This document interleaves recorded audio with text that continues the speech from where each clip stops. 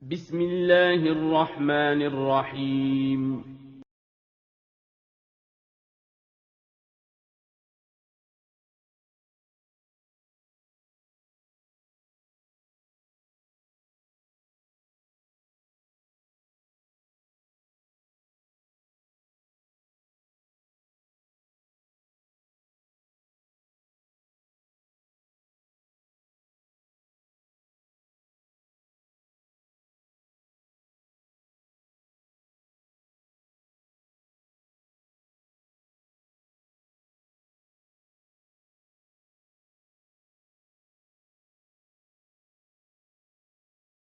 Assalamualaikum warahmatullahi wabarakatuh. Bismillah, wassalatu wassalamu ala rasulillah, la haula wala quwata illa billah, amma ba'du. Ananda, bagaimana kabarnya hari ini? Kaifa halukunna? Semoga Ananda dalam keadaan yang sehat dan semoga Allah Subhanahu wa Ta'ala memberikan Ananda kemudahan dalam aktivitasnya sehari-hari, termasuk dalam belajar. Amin. Ananda, hari ini sebelum kita memulai belajar, mari kita berdoa terlebih dahulu. Doa belajar. Allahumma inni as'aluka ilman nafi'an wa rizqan thayyiban wa amalan mutaqabbalan. Hari ini insya Allah kita akan melanjutkan kembali pembelajaran tematik di buku cetak. Hari ini insya Allah kita akan belajar tematik 3, tema 7, subtema 1, perkembangan teknologi produksi pangan. Hari ini kita akan belajar pembelajaran 5 dan 6. Pembelajaran 6 menandakan bahwa subtema 1 sudah selesai. Insya Allah kita akan belajar di hari Senin subtema 2, perkembangan teknologi produksi sandang. Sekarang mari kita belajar dulu pembelajaran 5 dan 6 di subtema 1-nya. Materi pembelajaran 5 yaitu pertama, mengidentifikasi manfaat teknologi produksi pangan dalam kehidupan manusia. Kedua, mengidentifikasi keragaman individu dalam kehidupan sehari-hari. Ketiga, mengamati cara mengukur volume benda dengan satuan tidak baku. Selanjutnya, materi pembelajaran 6 yaitu pertama, menggunakan kosakata perkembangan teknologi pangan menjadi informasi. Kedua, mengukur volume benda menggunakan satuan tak baku. Ketiga, mengidentifikasi dampak positif dan negatif dari perbedaan sifat dan kebiasaan teknologi pangan. Sekarang kita akan belajar materi pertama dulu, mengidentifikasi manfaat teknologi produksi pangan dalam kehidupan manusia. Kita akan melakukan identifikasi manfaat teknologi produksi pangan dalam kehidupan manusia. Untuk mengetahuinya, kita akan membaca teks yang berjudul Membuat Tempe. Wayan sedang berada di rumah paman dan bibinya di Yogyakarta. Wayan merasa senang berada di sana karena mereka ramah dan baik. Selama di Yogyakarta, bibi mengajari Wayan cara membuat tempe dan tahu. Setiap hari mereka membuat tempe dan tahu dibantu oleh beberapa pegawai. Paman Wayan akan menjual tempe dan tahu ke pasar atau warung sayur. Namun ada juga yang membeli tempe dan tahu paman ke rumah. Ternyata cara membuat tempe sangat mudah. Dibutuhkan beberapa bahan, yaitu kacang kedelai, ragi tempe, dan daun pisang atau plastik. Pertama, kacang kedelai dicuci hingga bersih. Kalau masih kotor, apalagi masih ada kulit kacang kedelai, pasti tempe yang dibuat menjadi tidak enak. Kacang kedelai yang sudah bersih direndam selama 12-18 jam. Kacang kedelai dicuci kembali hingga kulitnya terlepas. Di tempat Paman Wayan ada mesin pengelupas kulit kedelai. mesin itu akan mengupas kulit kedelai dan membagi kedelai menjadi 2 bagian. Kata pamannya, kalau tidak punya mesin penggiling untuk memecah kedelai, maka biasanya mereka menaruh kedelai ke dalam karung, kemudian menginjak-injaknya. Selanjutnya, kacang kedelai dikukus atau direbus hingga empuk. Kacang kedelai yang sudah empuk diangkat dan ditiriskan. Jika kacang kedelai sudah hangat, maka taburilah dengan ragi tempe. Ragi tempe membantu proses perubahan dari kacang kedelai menjadi tempe. Pemberian ragi tempe ada takarannya. Jika kita memberikannya tanpa diukur, maka tempe tersebut tidak akan terbentuk, bahkan bisa busuk. Kacang kedelai yang sudah ditaburi ragi dibungkus dengan daun pisang. Jika tidak ada daun pisang, plastik juga boleh. Perlu waktu selama 1 atau 2 hari sebelum kacang kedelai menjadi tempe. Cara membuat tempe terlihat mudah. Allah Subhanahu wa Ta'ala menciptakan kedelai yang banyak manfaatnya untuk kita. Menurut Bibi Wayan, tempe dan tahu adalah salah satu hasil teknologi pangan dari hasil pertanian. Teknologi pangan merupakan pengetahuan tentang bahan makanan yang digunakan untuk proses pembuatan makanan.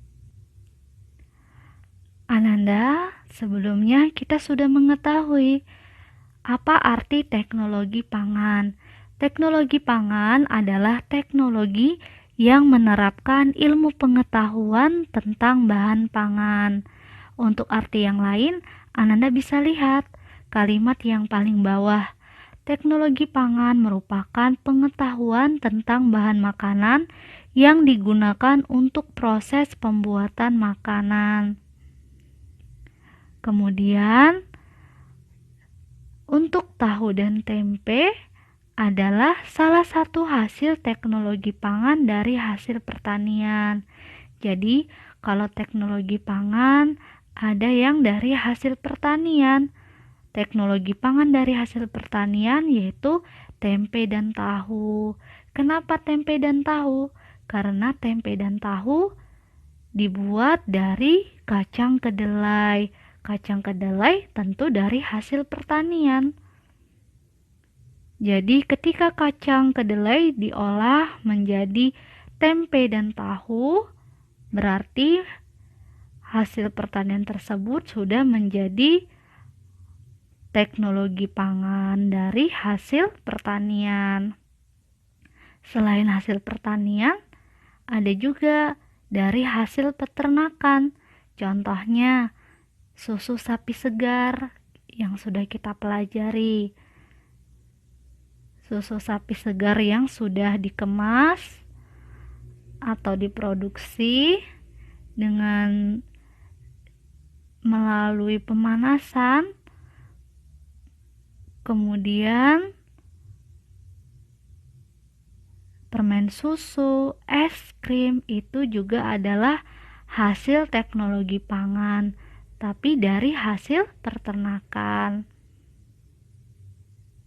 Selanjutnya, Ananda bisa melihat bahwa ada kosakata yang diberi tanda garis bawah. Menuliskan arti kata dan contoh kalimatnya. Kita akan mencari arti kata berdasarkan kosakata yang sudah diberi tanda garis bawah. Bisa kita cari di kamus atau Ananda bisa tanya kepada orang tua atau guru. Ini contohnya ada di kamus kbbi.web.id. Pegawai artinya orang yang bekerja sama pada pemerintah atau perusahaan dan sebagainya. Jadi pegawai ini orang yang bekerja pada pemerintah atau di perusahaan, atau seperti di tempat paman dan bibinya Melani, yaitu tempat rumah produksi tempe misalnya. Nanti pegawai ini akan bekerja sesuai tugas yang diberikan. Kemudian ragi artinya zat yang mengandung ragi atau fermen. Fermen ini maksudnya fermentasi. Jadi ragi ini diperlukan untuk fermentasi, contohnya tadi kedelai yang harus diberikan ragi supaya berubah menjadi tempe. Lalu mesin perkakas untuk menggerakkan atau membuat sesuatu yang dijalankan dengan roda, digerakkan oleh tenaga manusia atau motor penggerak menggunakan bahan bakar minyak atau tenaga alam. Jadi ini adalah mesin. Sebelumnya kita belajar bahwa mesin memerlukan bahan bakar minyak atau BBM. Nah, ini adalah mesin yang juga di pengertian atau di arti yang kita tulis di layar, Anda bisa lihat menggunakan bahan bakar minyak. Kemudian kukus, artinya uap atau asap air panas di sekitar dan di atas titik didih air dalam bentuk uap. Jadi kalau Anda melihat uminya memasak, ada air dalam bentuk uap, berarti uminya sedang mengukus. Kemudian teknologi artinya keseluruhan sarana untuk menyediakan barang-barang yang diperlukan bagi kelangsungan dan kenyamanan hidup manusia. Jadi ini adalah teknologi yang sangat diperlukan untuk manusia supaya lebih mudah dalam melakukan aktivitas. Contohnya tadi teknologi yang dipakai Paman Melani supaya lebih mudah saat membuat kacang kedelainya berubah menjadi tempe. Selanjutnya proses artinya runtunan perubahan atau peristiwa, berarti urutan ya dalam perkembangan sesuatu. Buatlah kalimat baru menggunakan kata-kata di atas. Untuk kalimatnya Ustazah buat yang sesuai tema membuat tempe. Jadi sesuai tempe atau teks yang tadi kita baca diubah ke kalimat yang baru. Untuk intinya tetap berdasarkan teks yang tadi kita baca. Pegawai dapat membantu dalam produksi besar tempe. Kedua, ragi. Ragi diperlukan untuk fermentasi kedelai menjadi tempe. Mesin penggiling dapat digunakan untuk memecah kedelai. Kukus dapat membuat kedelai empuk. Teknologi, kedelai diubah dengan teknologi fermentasi. Proses pembuatan kedelai salah satunya dengan diberi ragi. Selanjutnya, mengidentifikasi keragaman individu dalam kehidupan sehari-hari. Ananda, dalam kehidupan sehari-hari, kita bertemu dengan banyak orang. Orang yang kita temui tentu memiliki sifat yang berbeda-beda. Sekarang kita akan belajar mengamati keberagaman sifat individu. Kita akan membaca teks berupa teks dialog antara 3 orang, yaitu Ahmad, Susi, dan Ibu. Bu, tadi pagi aku berkunjung ke pabrik es krim, kata Ahmad. Sambil melihat-lihat pabrik, kami melihat cara pembuatan dan mencicipi es krim. Kata Susi, kok kakak tidak dibawakan es krimnya? Itu kan makanan kesukaan kakak. Kata Ahmad, kalau aku bawa es krim dari pabrik, nanti meleleh kak. Aku tahu kok, kakak suka sekali es krim. Tadi aku membeli es krim di warung dekat rumah pakai uang jajanku. Ini es krimnya kak. Kata Susi, terima kasih ya Ahmad. Kamu memang adikku yang baik. Kata ibu, jangan lupa berdoa sebelum makan Susi. Dengan begitu kamu mensyukuri makanan yang dianugerahkan oleh Allah Subhanahu wa Ta'ala. Ananda, pada teks dialog yang tadi kita baca, setiap orang memiliki sifat yang berbeda-beda. Sekarang kita akan mencari tahu atau menentukan karakter setiap tokoh dialog. Untuk menentukannya dengan cara tariklah garis dari gambar tokoh ke sifat yang sesuai dengan dialog. Pertama, ibu. Ibu sifatnya adalah pandai bersyukur. Kalau Ahmad sifatnya dermawan. Kalau Susi pandai berterima kasih. Kalau ibu pandai bersyukur saat dialog menyuruh Susi atau mengingatkan Susi untuk berdoa sebelum makan. Dengan berdoa sebelum makan, ibu mengingatkan bahwa itu adalah salah satu sikap untuk mensyukuri yang Allah Subhanahu wa Ta'ala berikan. Kemudian Ahmad dermawan karena suka memberi kepada orang lain. Contohnya saat Ahmad memberikan es krim kepada kakaknya. Kemudian Susi pandai berterima kasih karena tadi pada teksnya ketika Ahmad memberikan es krim, Susi berterima kasih. Selanjutnya kita akan belajar mengamati cara mengukur volume benda dengan satuan tidak baku. Kita akan mengamati volume bangun ruang. Ananda masih ingat mengenai volume? Kita sebelumnya sudah pernah belajar mengenai massa dan volume di semester 1. Sekarang kita akan belajar kembali mengenai volume. Paman Wayan menunjuk ke arah satu karung besar kedelai. Kacang kedelai tersebut hendak dibuat tempe dan tahu. Paman Wayan menyuruh seorang pegawainya menempatkan kedelai tersebut ke dalam beberapa wadah. Wayan menghitung banyaknya keranjang berisi kedelai agar dapat menampung seluruh isi karung yang besar itu. Ternyata ada 8 buah keranjang. Artinya volume satu karung besar berisi kedelai yaitu 8 keranjang berukuran sedang.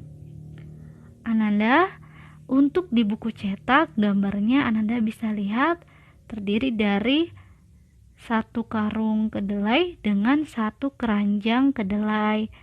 Untuk gambarnya, karena kita sesuaikan dengan soal yang ada di buku cetak, maka gambarnya Ustazah sesuaikan juga. Ananda bisa lihat kalau di tampilan untuk keranjangnya berjumlah 8. Jadi Ananda untuk volume yaitu Ananda bisa lihat satu karung kedelai. Ternyata ketika satu karung tersebut dengan keranjangnya yaitu berjumlah 8. Ananda bisa melihat bahwa kedelai yang ditaruh di karung dengan di keranjang memiliki volume yang berbeda.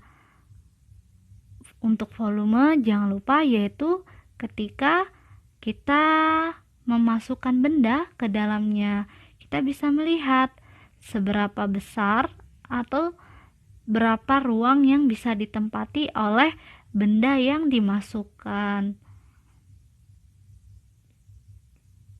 Untuk keranjangnya berarti 8 keranjang ini adalah satu volume dari satu karung besar.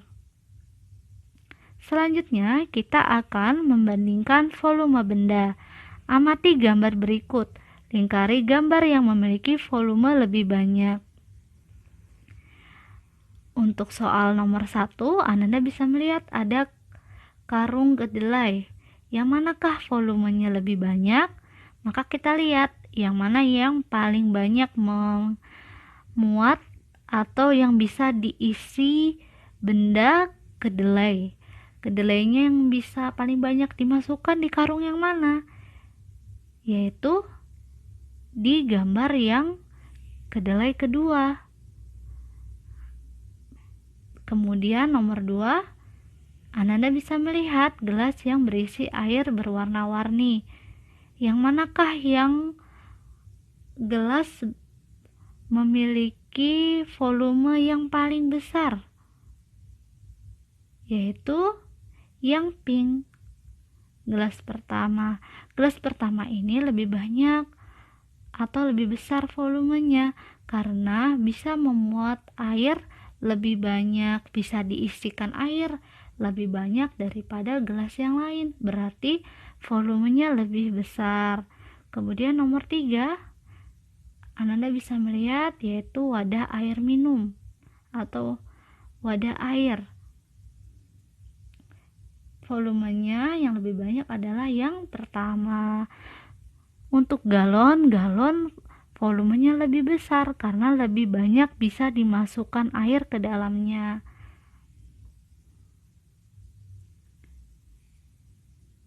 Selanjutnya kita akan belajar menggunakan kosakata perkembangan teknologi pangan menjadi informasi. Kita akan membaca dan mengidentifikasi isi teks. Teks tersebut terdapat mengenai perkembangan teknologi pangan. Kita akan membaca teksnya yang berjudul Membuat Ikan Asin. Sukakah kamu dengan ikan asin? Dalam ikan asin terkandung nilai gizi yang tinggi. Ikan asin diolah dari ikan segar hasil tangkapan nelayan. Ikan hasil tangkapan para nelayan tidak semuanya dijual dalam bentuk ikan segar. Beberapa ikan diolah terlebih dahulu menjadi ikan asin, baru kemudian dijual. Ikan asin lebih tahan lama. Langkah pertama untuk membuat ikan asin adalah memilih ikan segar. Kemudian ikan tersebut dicuci dan dibersihkan dari kotoran. Selanjutnya ikan yang akan diolah ditaburi garam lalu disusun secara berlapis-lapis. Setiap lapisan ikan diselingi lapisan garam. Tumpukan ikan dan garam tersebut ditutup dengan keranjang atau anyaman bambu. Kemudian dibiarkan selama beberapa hari untuk proses penggaraman. Selanjutnya ikan dicuci dengan air bersih dan ditiriskan. Susun ikan di atas para penjemuran. Pada saat penjemuran ikan sekali-kali dibalik agar cepat kering. Ananda bisa melihat pada teks yang kita baca terdapat kosakata yang diberi garis bawah. Kita akan menuliskan arti katanya dan contoh kalimatnya. Amati kata-kata yang digarisbawahi pada teks membuat ikan asin. Carilah arti kata tersebut menggunakan kamus. Kamu bisa minta bantuan pada orang tua atau gurumu. Untuk caranya, di sini Ustazah tampilkan berdasarkan dari kamus online kbbi.web.id. Gizi artinya zat makanan pokok yang diperlukan bagi pertumbuhan dan kesehatan badan. Diolah artinya untuk diolah Ustazah ambil dari kata olah karena di itu adalah tambahannya. Jadi untuk arti olah yaitu laku, ulah, cara melakukan suatu, akal atau daya upaya, tipu daya. Ditaburi artinya bertabur, terhambur, terserak-serak. Anyaman, untuk anyaman Ustazah ambil kata anyam yaitu mengatur, bisa disebut bilah, daun pandan dan sebagainya. menindih dan silang menyilang seperti membuat tikar atau bakul. Ditiriskan artinya membuat jadi tiris atau menghilangkan airnya dengan cara merembeskan terus-menerus. Para-para artinya anyaman bambu dan sebagainya, tempat menaruh perkakas dapur, pagu. Sekarang kita akan membuat kalimatnya. Semoga dengan membuat kalimat ini Ananda lebih paham lagi mengenai kosakata yang tadi kita pelajari. Untuk kalimat barunya Ustazah sesuaikan dengan pembahasan ikan asin. Untuk jawabannya yaitu kita akan membuat kalimat barunya, tapi nanti yang Ustazah tulis tetap inti dari teks yang tadi kita baca. Gizi, ikan asin salah satu makanan yang memiliki gizi yang baik. Diolah, ikan segar dapat diolah menjadi produk makanan ikan asin. Ditaburi, pengawetan pada ikan asin yaitu dengan ditaburi garam. Anyaman bambu dapat dibuat untuk keranjang ikan asin. Ditiriskan, jika ditiriskan untuk membuang air pada saat mencuci ikan. Ikan ditiriskan untuk membuang air pada saat mencuci ikan. Para-para merupakan tempat yang baik untuk menjemur ikan. Selanjutnya, mengukur volume benda menggunakan satuan tak baku. Ayo mengamati volume bangun ruang. Bongkahan garam berbentuk bangun ruang yang memiliki panjang, lebar, dan tinggi. Bangun ruang memiliki volume. Jumlah benda satuan yang dapat diisikan ke dalam benda ruang disebut juga dengan volume. Tadi kita sudah belajar di materi yang tadi kita baru saja pelajari tentang volume, yaitu saat memasukkan benda ke dalam wadah atau tempat, kita tadi pilih yang mana yang paling banyak atau paling besar volumenya. Nah, untuk pengertiannya kita juga bisa belajar dari pengertian atau arti yang ada di tampilan layar sekarang, yaitu volume adalah jumlah benda satuan yang dapat diisikan ke dalam benda ruang. Benda satuan itu memiliki ukuran 1 kubus satuan. Perhatikan kubus di samping. Kubus itu memiliki panjang rusuk 1 satuan. Oleh karenanya, kubus itu dinamakan kubus satuan. Perhatikan gambar di samping, ada berapa kubus satuankah gambar di samping? Jadi sekarang kita akan belajar mengenai kubus satuan.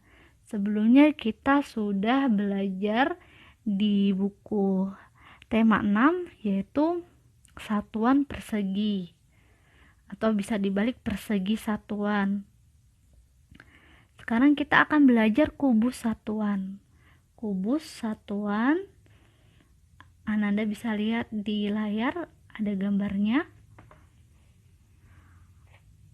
Untuk perhitungannya, yaitu tadi kita sudah melihat bahwa volume ini berbentuk bangun ruang yang memiliki panjang, lebar, dan tinggi. Bangun ruang yang memiliki volume ini, untuk rumusnya adalah volume sama dengan P kali L kali T. P ini panjang, L lebar, T tinggi. Ini adalah rumusnya. Panjangnya ada di bawah, lebarnya dan tinggi. Sekarang coba kita latihan untuk berhitung panjangnya, yaitu ada berapa kubus satuan? 1, 2. Ada 2 kubus satuan, ditulis 2. Kemudian lebar.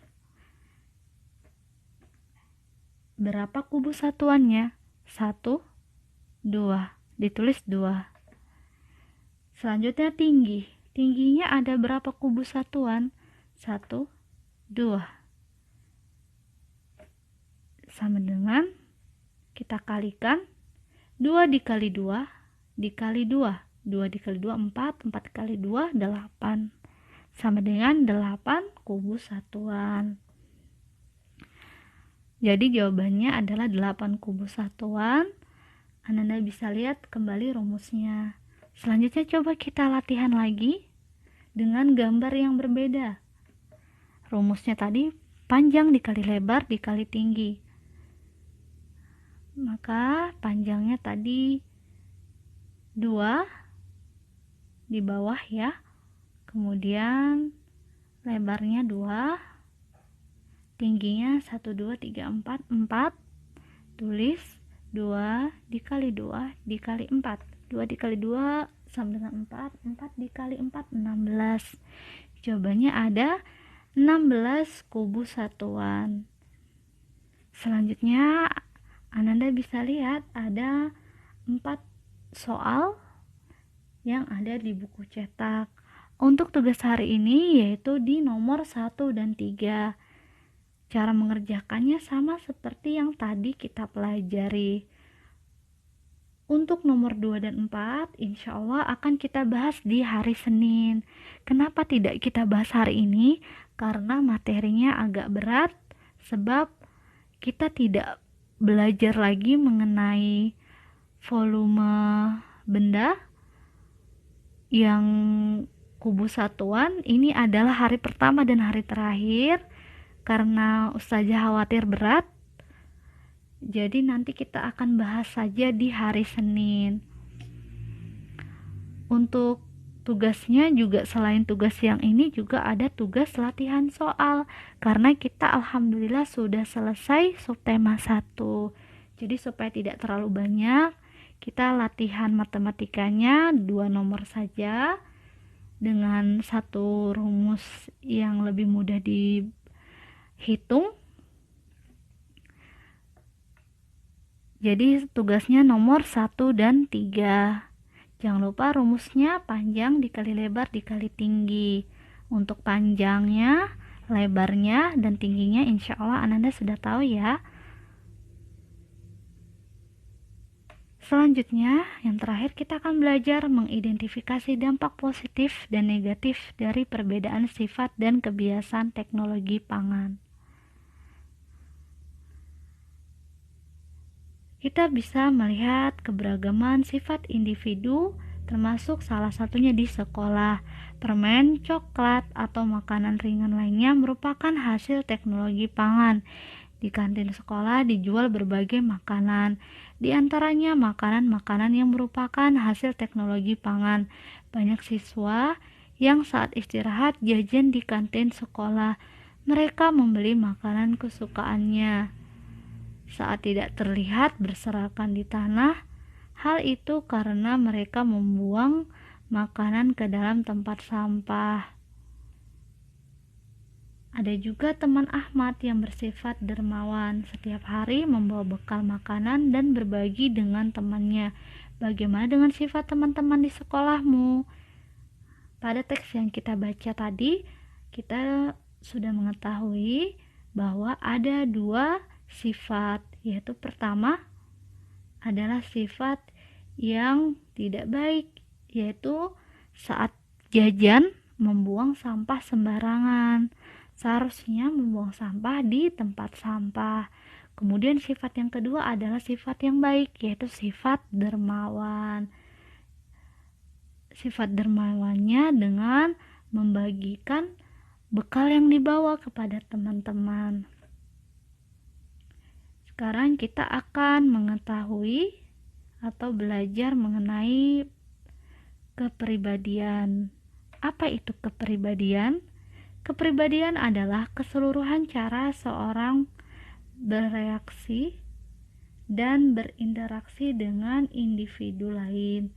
Kepribadian sering diistilahkan sebagai sifat yang dapat diukur yang ditunjukkan oleh seseorang. Berikut ini adalah beberapa perilaku yang sesuai dengan kepribadian. Jadi ini adalah arti dari kepribadian atau pengertiannya. Kepribadian adalah keseluruhan cara seseorang bereaksi dan berinteraksi dengan individu lain. Untuk kepribadian ini ada dua kepribadian, yaitu kepribadian yang sehat dan kepribadian yang tidak sehat. Kita akan belajar dari dua kepribadian ini. Kepribadian berikut harus yang dilakukan adalah kepribadian yang sehat. Kepribadian yang sehat seperti mampu menilai diri sendiri, mampu menilai prestasi yang diperoleh, menerima tanggung jawab, mandiri, dapat mengontrol emosi, memperhatikan tujuan, empati terhadap orang lain, bersosialisasi dengan lingkungan, memiliki kedekatan dengan Allah Subhanahu wa Ta'ala, itu diganti ya, memiliki ibadah yang baik atau taat kepada Allah Subhanahu wa Ta'ala, mengejar kebahagiaan. Kemudian contoh kepribadian yang tidak sehat, kepribadian ini harus dijauhi, yaitu kepribadian mudah marah atau tersinggung, menunjukkan kekhawatiran dan kecemasan, sering merasa tertekan, sering mengganggu orang lain, berperilaku menyimpang, suka berbohong, terlalu aktif atau hiperaktif, bersikap memusuhi, senang mengkritik atau mencemooh orang lain, kurang memiliki rasa tanggung jawab, kurang memiliki kesadaran untuk mentaati ajaran agama, tidak yakin menghadapi kehidupan, tidak bersemangat menjalani kehidupan. Nah, untuk kepribadian ini adalah kepribadian yang ada yang harus kita lakukan, kita upayakan untuk lakukan, dan ada kepribadian yang kita upayakan harus dijauhi. Alhamdulillah sudah selesai. Hari ini ada informasi yang ingin Ustazah berikan.